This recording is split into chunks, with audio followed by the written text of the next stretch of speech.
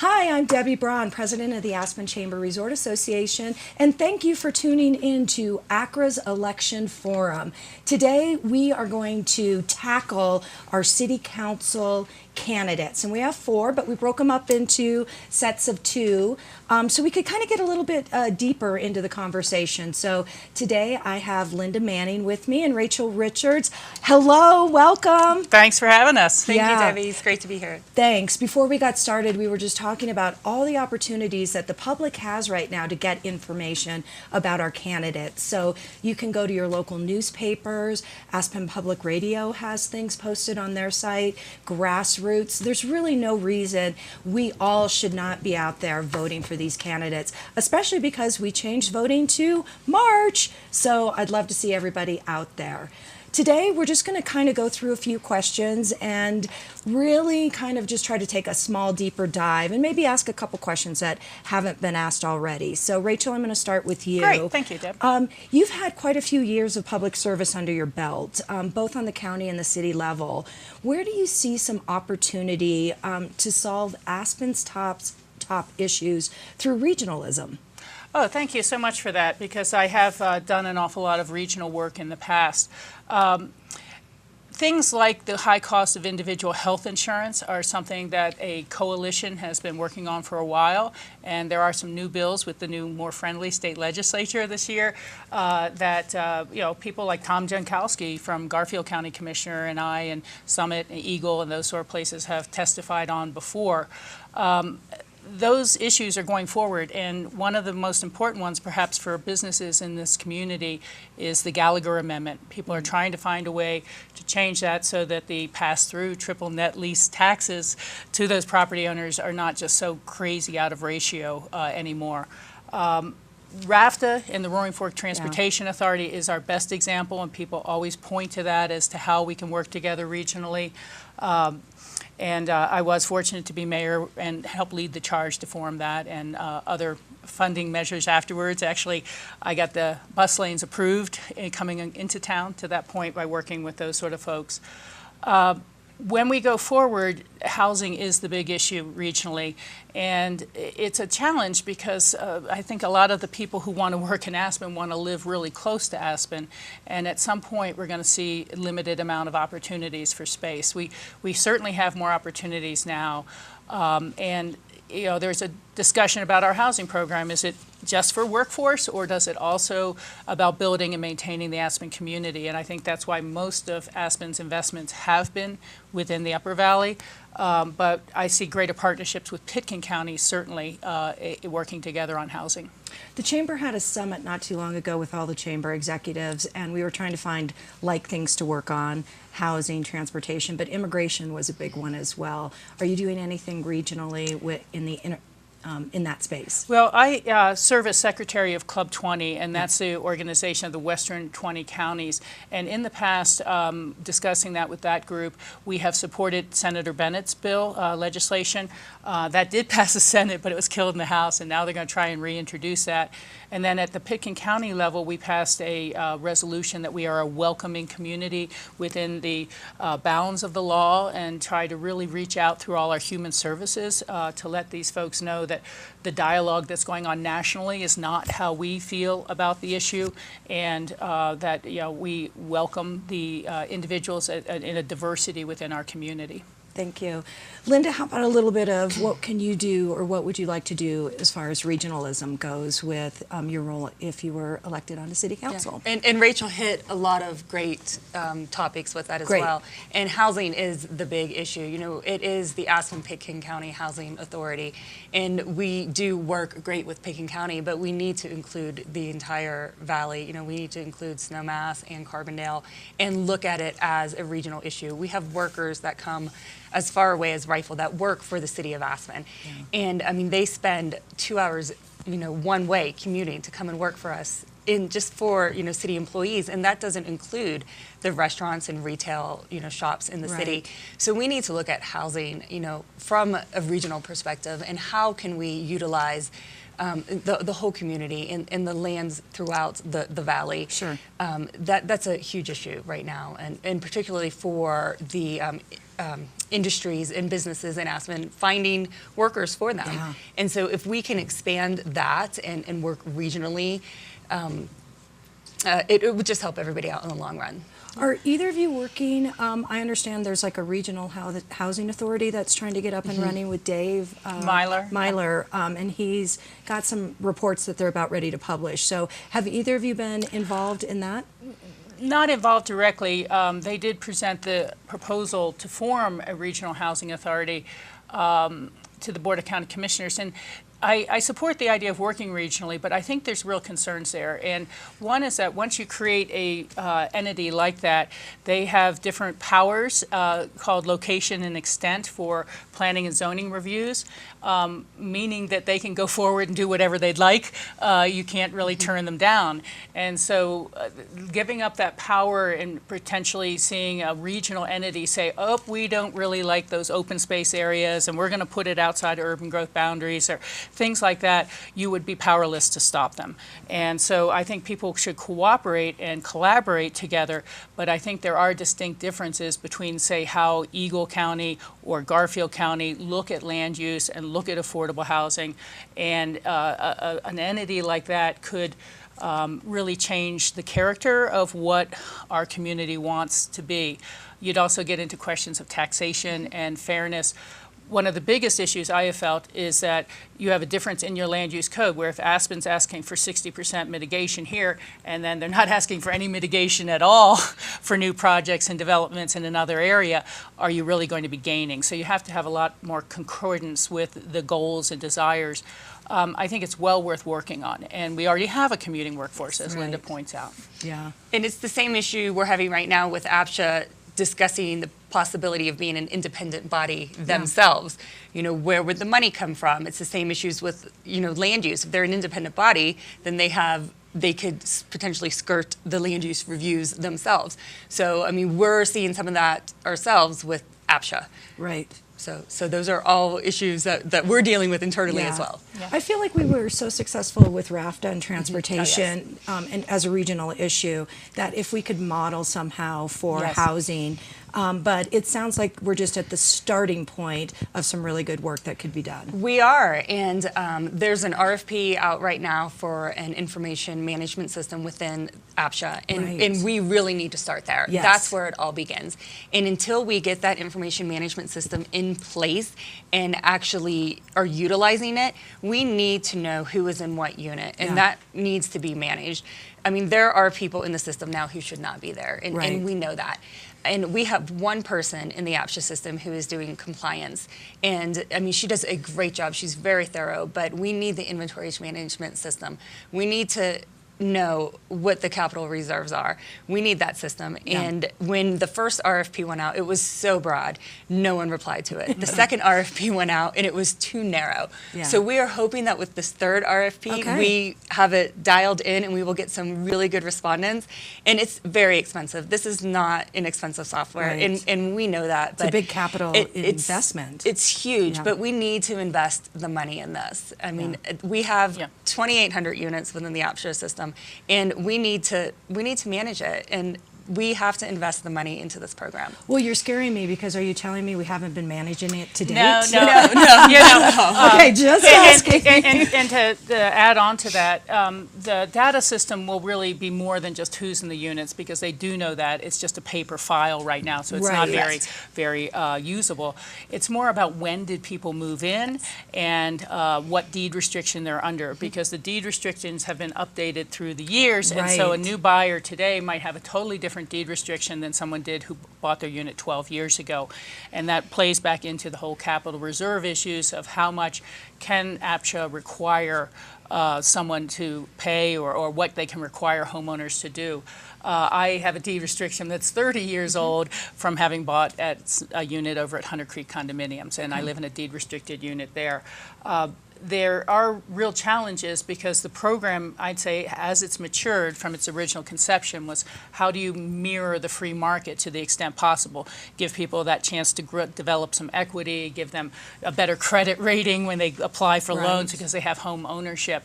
But at the same time, the cap on appreciation levels and cap on how much you can put into the unit with the attempt to keep those units matching wages has created a real problem. And we're just really starting to look at the idea of, if you subsidize down a unit that costs $450,000 to build to someone who can afford to buy it at $225,000, are they really in the position to do the capital reserves for a $450,000 unit? Right. And how do you set that up from the very beginning, that those payments are made and those products are kept in good stead? Right. Well, I hope for us in the business community in ACRA that housing obviously is a very big piece for Yes. us. So it's really good to hear that we're looking from a regional perspective as well as just the local level. Yeah. All the low-hanging fruit is gone, so it's really going to be incumbent upon our leaders to lead us through this. Yeah. So thank you. Can I make a final comment on that, Please. Deb? I've heard out there from some individuals that perhaps the whole program should be rental, because then it'd be easier to manage, or we should buy back existing ownership units and turn them into rental units. That is just not a good idea if you want to have a committed workforce. You'd end up with people who rent for 3 years, realize they'll never get some equity, polish up their resumes, get some experience, and move on.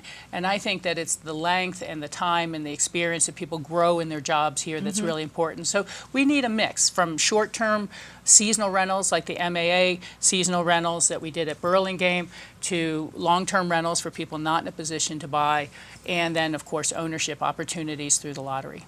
I agree. Linda, you're a city employee right now, aren't you? I am, yes. So how are you getting yourself out of City Hall? That you're just sort of not stuck in the silo of what you're hearing in City Hall. How are you learning about the greater community and what their needs are? Thank you. Yeah. So I've been a city employee for just about 10 years. My 10-year anniversary will be April 19th. Hey, that's crazy. Yeah. Yes. So, and it's funny, I was thinking about it last night. I said, though I've worked for the city for 10 years, after all of the hours that I have put in, it's probably closer to 11 or 12. Wow. Yeah. So I've been there for quite a while. Typically my work week is closer to 50 hours than 40, but with the campaign season, I am out every single weekend knocking on doors. Wow. My job does get me out of the office quite a bit because I work with all of the restaurants and business owners in town, whether it's a liquor license, business license question, helping them get through the building permit system or through environmental health. So I am out of the office quite a bit. Campaigning is a lot of work, as Rachel can tell you. I have put in a lot of hours. It's really more work than I thought it would be, between all of the events like this, the business lunches, going to lunch with various groups, after work events. It's taken a lot of hours. Starting next week, I won't be in the office at all because early voting will be taking Right. place. So the city has asked me to step away from the office just so when people are coming in to vote, I won't be there. So that'll give me more time to be out Yeah. and about, talking to people, meeting people. What is sort of an aha moment you've had when you're out there talking to people going, oh, I didn't really think about that, or I didn't know about that? Yeah, and it's interesting what concerns people have, you know, and of course people are talking about traffic, they're talking about affordable housing, but what is a concern to one family might not even be on another person's radar. So, I mean, that's interesting. You know, people, I was talking to one family who mold was a huge concern to them in the complex that they lived in. So it's, one woman was very concerned about the open space and that we still allow dogs off of leashes. So it's just, it's really up to the individual person. And I hear a lot of it being in all of the city council meetings and Right. just from public comment, and it seems like it's the same 3 or 4 themes, whether it's transportation, parking. Parking is a big issue, Boy, I could do especially a in the whole East show End. on parking, Yeah, right? yeah. We should afterwards. I'm sure you could. And Yeah. what is it, next Friday, we're meeting with the Aspen Institute to talk about transportation. good. Yeah. So, a lot of the things I'm hearing are the same things that people come and public comment at City Council about. see. So I don't know that there's really been one thing. The Lift One project has come up quite a bit. Right. People are talking about it. And, we had chatted about that before a Yeah. little bit. And I I personally think that that project will get approved just because people want to see the lift. But the more I'm talking to people about it, there are some concerns about that project and, just the size of the hotels that are being built. But, I do hear a lot of people saying that, they want that lift and they want it at whatever cost it'll take. So, it is nice to be out. I've met so many interesting people, which is fun, but I get out there on Saturday and Sunday, and a lot of people aren't home, so good for them to be out skiing.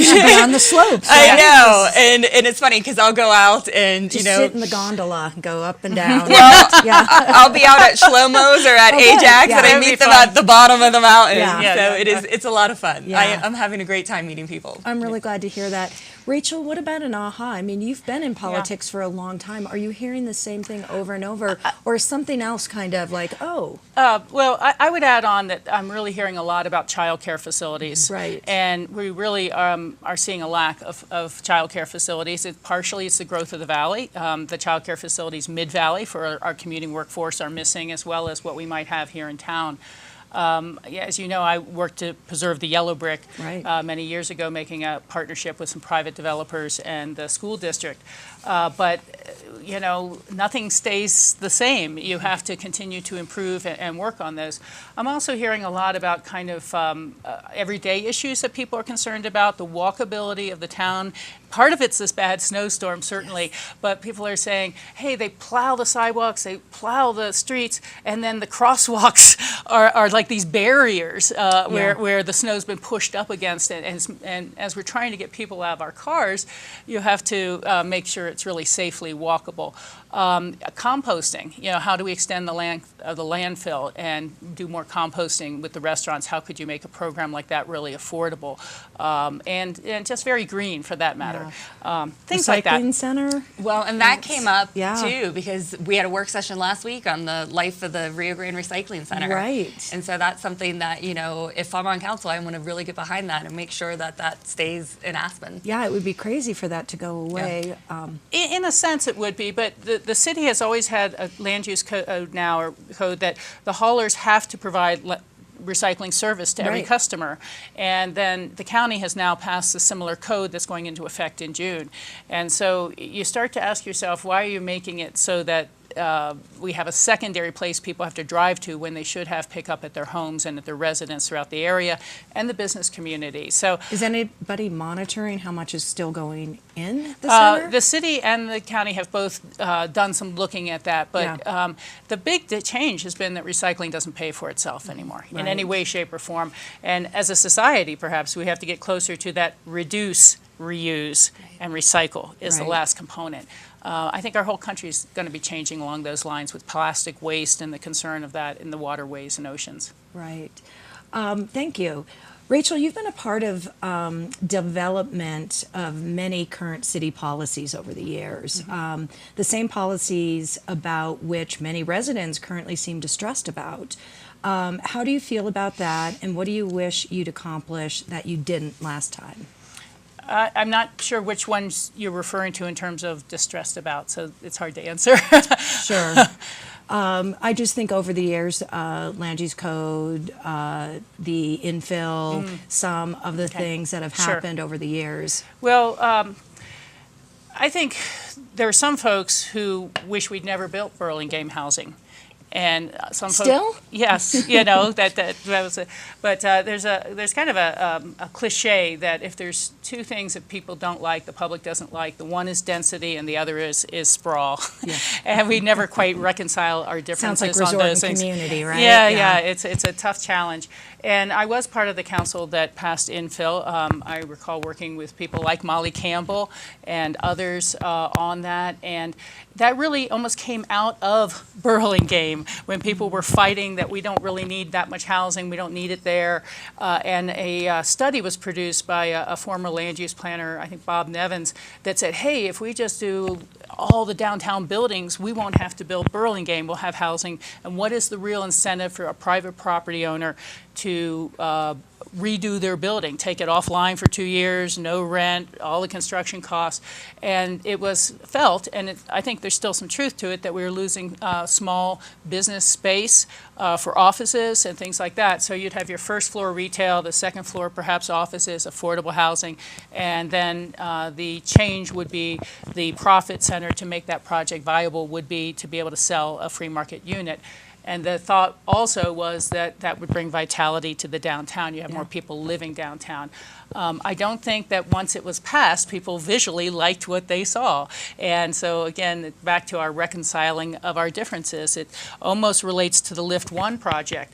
Over time, we have lost dozens of lodging units, from the Sardi House and the Leonado, which we're seeing now, to Alpina House, Alpine Cottages, up and down Main Street, Copper Horse, Euler, Innsbruck, where the Shabbat Center is now. And so we don't like losing the lodge beds, but we have a hard time accepting that perhaps density and lodge beds belong at the base of the mountain with the new Lift 1A project. Do you know how many beds we've lost? I wouldn't have an exact count, but as you know, I did the advertising distribution for Don and Jill Shealy for many years, which I really enjoyed, and I could just count each year, oh, that one's gone, the Mountain House over there, John Werner's building, just one after another have gone to the higher value, and I respect people's private property rights, but those often are single-family homes, second homes. We're looking at about 300 units that we're down now is what we've begun to sort of do some work on and figure out what we're losing and what we're not. So when we talk about Lift One and the beds that they're bringing in, it's not, we still have a lot of work still to do. Thank you, Rachel. Linda. Okay, don't hit me. You have a 10-minute commute. Lucky you, because you live in affordable housing or employee housing, and you get to ride the bus for free. So you don't really experience what over 65% of the Aspen workforce is experiencing with the commute.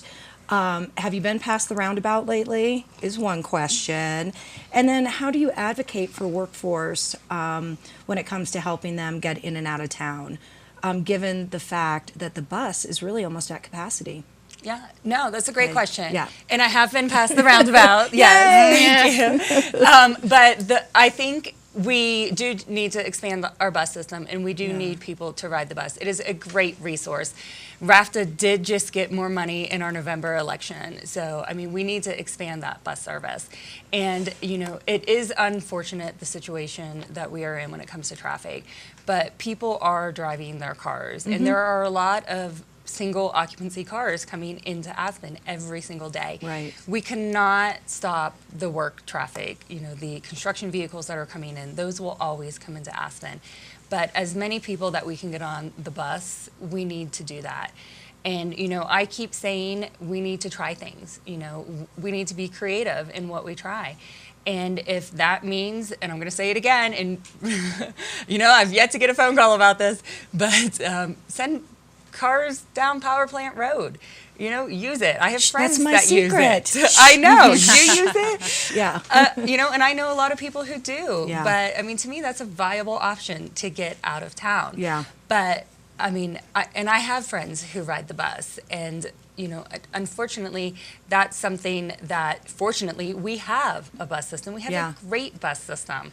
And, but on that bus system, we're standing as we're coming up and down. Yes. So are we talking about bringing more buses in or different? That's where it starts. Yeah. We need more buses, and that's what it's going to take. Yeah. And right now on my bus route in the winter, that's where a lot of the ski people stay in the world. In the summer, it's music school. Yeah. My bus is packed, and on weekends, a lot of times I can't take that bus into town because people are coming from Highland skiing. And so those buses are full. So, I mean, even that bus is overutilized. Your parking director has told us that in town, when they're scanning the license plate, the majority of those license plates are 81611. So the commuting force seems to be finding the garage, finding the outskirts, yet it's our own 81611 that's plugging up our streets. Rachel, we've only got a few minutes left, but I'm wondering, do you have anything to sort of comment on that? Thank you for letting me add in on this. I think we're reaching a point where if we're considering turning a residential neighborhood into a bypass for the state highway, the problem has grown to such a point that we need to start really tackling it and having a community discussion. We can't live in denial any longer, but I can't support Power Plant Road. I mean, that had a flagman. Are we going to have a flagman on Cemetery Lane to accommodate this? You're acknowledging, and I appreciate that the problem has grown to such an extent, but I don't want to interfere with the Aspen Institute and the music festival by having motorcycles and loud cars going through that area every day, and that's just not how you deal with a problem. It's showing that we're bursting at the seams.